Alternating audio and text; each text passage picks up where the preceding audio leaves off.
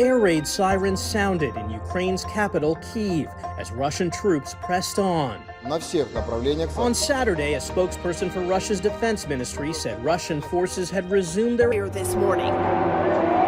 Sirens wailing and explosions heard in major cities, including the capital, Kyiv.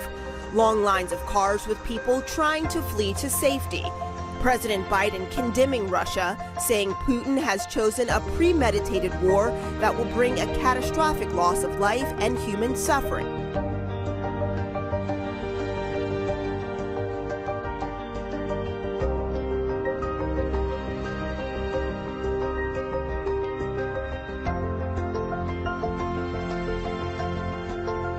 Air raid sirens sounded in Ukraine's capital, Kyiv, as Russian troops pressed on.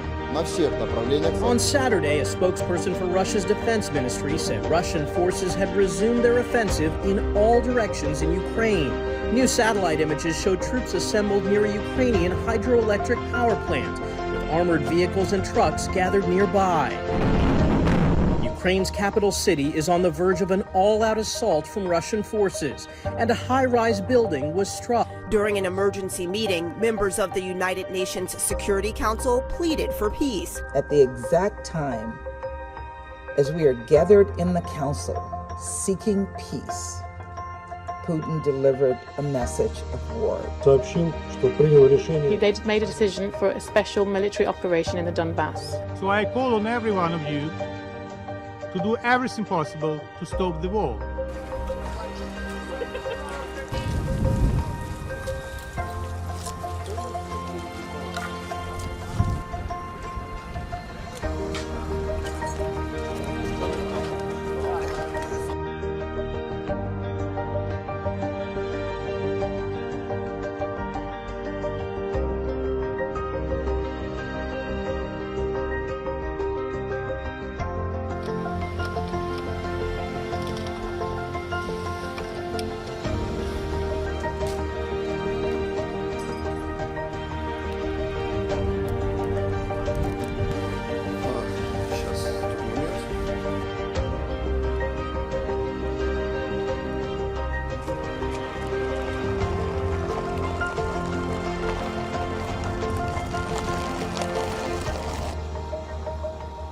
Demonstrators in cities across the country and around the world donned blue and yellow over the weekend in support for the people of Ukraine. The United Nations Refugee Agency estimates at least 150,000 people have fled Ukraine since the Russian invasion began.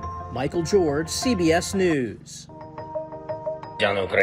Ukraine's president declaring martial law, allowing curfews and the seizure of property, saying the future of Europe's security is being tested. The U.S. vowing support. We're doubling down on our assistance to Ukraine itself, making sure, as we've already done, that we're providing additional security assistance, diplomatic support, economic humanitarian support. And reassuring NATO.